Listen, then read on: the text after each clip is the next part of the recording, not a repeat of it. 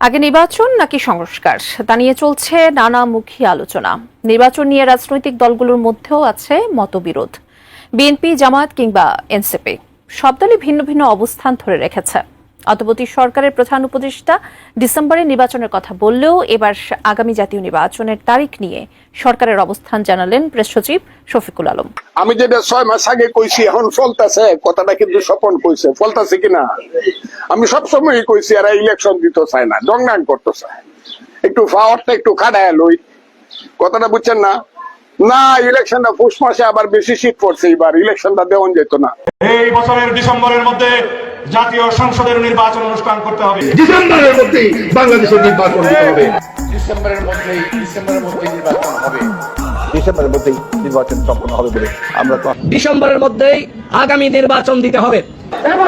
ডিসেম্বরের মধ্যে জাতীয় সংসদ নির্বাচন দিতে হবে। দয়া করে নির্বাচনের রোড ব্যবস্থা করেন, আর না হলে আমরা রমজানের পরে আরো বৃহত্তর কর্মসূচিতে মাঠে নামবো। তারপরেতে কি রয়েছে? নির্বাচন চাই। তারপরেতে কি রয়েছে? নির্বাচন তারপরেতে কি রয়েছে? নির্বাচন ইউনূস সাহেবের লোম টাচ করতে পারতেছে না কেউ। বাংলাদেশে ইউনূস সাহেবের লোম টাচ করার কোনো লোক নাই। আমি মোটামুটি নিশ্চিত নির্বাচন হওয়ার সম্ভাবনা খুবই কম। আসসালামু আলাইকুম প্রিয় দর্শক শ্রোতা। ডক্টর ইউনূসের শরীরের একটা লোম টাচ করার মতো ক্ষমতাও বাংলার কোনো মানুষেরই নাই। কেন এ কথা উঠে আসলো এই সময়ে? এই সময়ে বলতে ডক্টর ইউনূসের জনপ্রিয়তা দিন যাচ্ছে বেড়ে যাচ্ছে। যে রাজনৈতিক দলগুলো আছে বাংলাদেশে, সেই রাজনৈতিক দলগুলোর জনপ্রিয়তা দিন যাচ্ছে হারিয়ে যাচ্ছে। তাই ডক্টর ইউনূসের মেয়াদ কি বেড়ে যাচ্ছে? ডক্টর ইউনূস কি আগামী 2029 সাল পর্যন্ত ক্ষমতায় থাকবেন? বিএনপি কি তা মেনে নেবে? গুরুত্বপূর্ণ তথ্য আছে, তাই সম্পূর্ণ ভিডিও জুড়ে থাকবেন বলে আশা করতেছি। চলুন ভিডিওতে বিস্তারিত দেখে আসি। সিন্ডিকেটের কথা বলছেন আপা। সিন্ডিকেট গত 16 বছর যাবৎ সিন্ডিকেট কারা লালন করছে? আওয়ামী লীগ পতিত সরকার।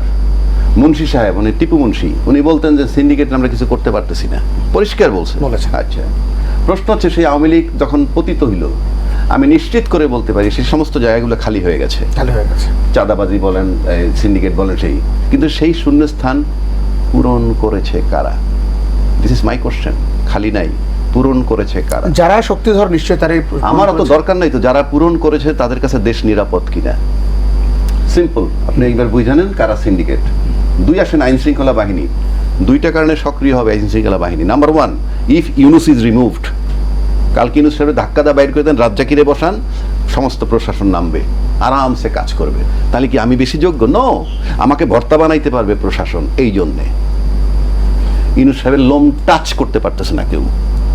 বাংলাদেশে ইউনূস সাহেবের লোম টাচ করার কোনো লোক নাই।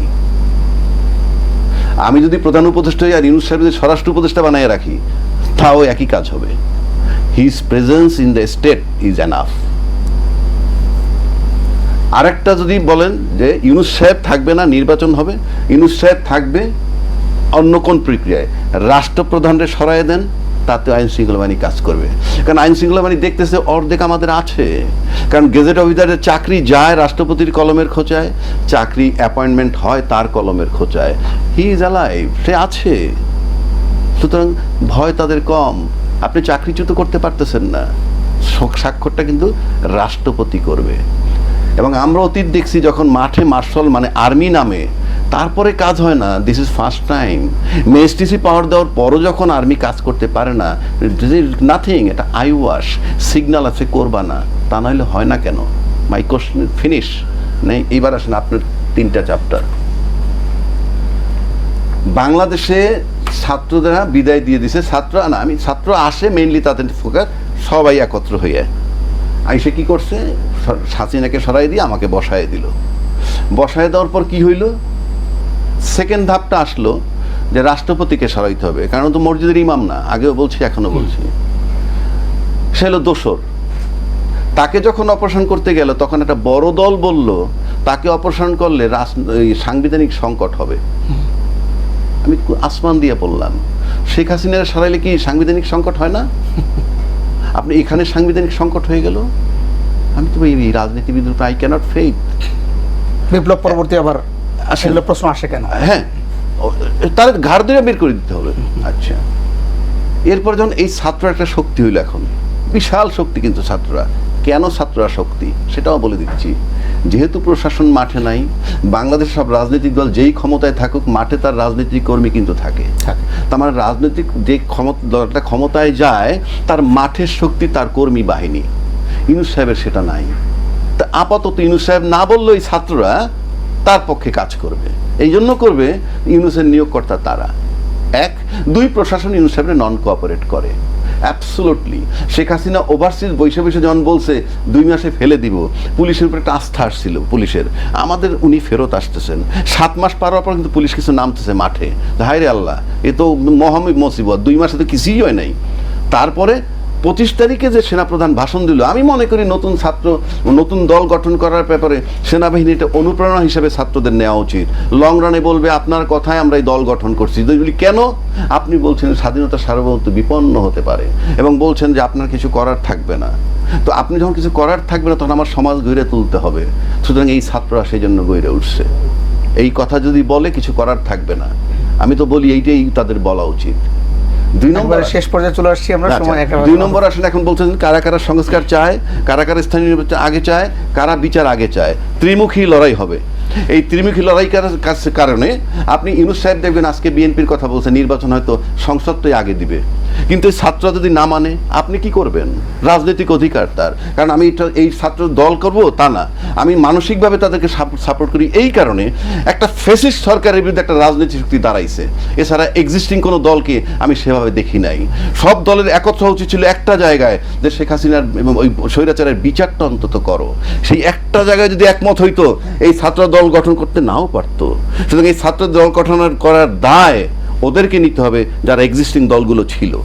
সুতরাং এটার দায় তারা। এখন ইউনূস সাহেব যদি নির্বাচন দেয়, আমি মোটামুটি নিশ্চিত নির্বাচন হওয়ার সম্ভাবনা খুবই কম। কারণ 3টা ফোর্স প্যারালালি চলবে। ছাত্রদের একটা ফোর্স, এই রাজনীতিবিদদের একটা ফোর্স, পাশাপাশি আপনি যদি মনে করেন মাঠে যে আইন শৃঙ্খলা বাহিনী নাই, সেখানে সেনাবাহিনীর প্রধান, উনি একটা রেজিমেন্টেড ফোর্স, উনি একটা শক্তি। ওনার এই 3টা সমন্বয় না হওয়া পর্যন্ত আপনি বাংলাদেশের নির্বাচন অনিশ্চিত। আমি আগামী জাতীয় নির্বাচন কবে হবে তা নিয়ে যখন রাজনৈতিক দলগুলোর মধ্যে নানা আলোচনা, ঠিক তখনই বর্তমান সরকার এখন অনেক গোছালো বলে মন্তব্য করেছেন অন্তর্বর্তী সরকারের প্রধান উপদেষ্টা অধ্যাপক মোহাম্মদ ডক্টর ইউনূসের প্রেস সচিব শফিকুল আলম। 2026 সালের 30 জুনের মধ্যে জাতীয় নির্বাচন অনুষ্ঠিত হবে বলে জানিয়েছেন তিনি। পবিত্র ঈদ উল ফিতর উপলক্ষে একটি বেসরকারি টেলিভিশনে ঈদ অনুষ্ঠানে এসব কথা বলেন তিনি। ওই অনুষ্ঠানে শফিকুল আলম বলেন, বর্তমান সরকার এখন অনেক গোছানো। আইন শৃঙ্খলা পরিস্থিতি নিয়ে সবাই অনেকটা উদ্বিগ্ন ছিল, সেই পরিস্থিতির উন্নতি হয়েছে। তিনি আরও বলেন, পুরো রমজানে দ্রব্যমূল্য স্থিতিশীল ছিল। অর্থনৈতিক ও রাজনৈতিক দিক দিয়েও সরকার এখন অনেকটা প্রতিষ্ঠিত। সঠিক প্যাড আর সঠিক তথ্য দিয়ে এসব সামলে নিব এক হয়ে। Monalisa sanitary napkin. বর্তমান উপদেষ্টার বরাত দিয়ে তিনি বলেন, যদিও প্রধান উপদেষ্টা বলেন আমরা এখনো একটা যুদ্ধ অবস্থায় আছি, তবে আমরা মনে করি আগস্টে আমরা যে জায়গায় ছিলাম সেখান থেকে অনেক বড় একটা উত্তরণ হয়েছে। ওই সময় চলতি বছরের ডিসেম্বর থেকে শুরু করে আগামী বছরের 30 জুনের মধ্যে জাতীয় নির্বাচন অনুষ্ঠিত হবে বলে জানিয়েছেন প্রেস সচিব শফিকুল আলম। তিনি বলেন, ডিসেম্বরে নির্বাচন হবে যদি রাজনৈতিক দলগুলো কম সংস্কার চায়, নতুবা এটা 2026 সালের 30 জুনের মধ্যে যে কোনো সময় হতে পারে। সেটি ফেব্রুয়ারিতে হতে পারে, মার্চে হতে পারে।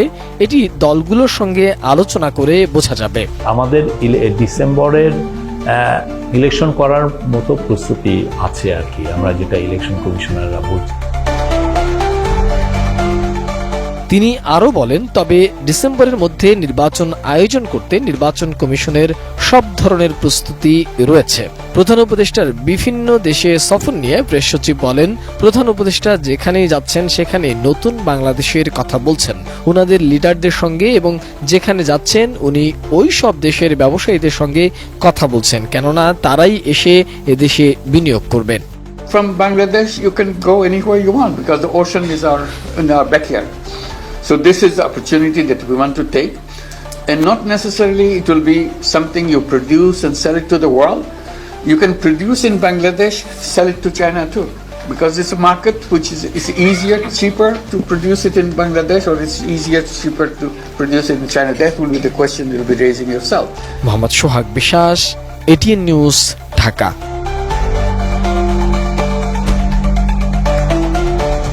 দর্শক শ্রোতা, এ বিষয়ে আপনার মন্তব্য কমেন্ট বক্সে আশা করতেছি। অবশ্যই কমেন্ট বক্সে আপনার মন্তব্য লিখবেন। আজকে এই পর্যন্তই। আল্লাহ হাফেজ।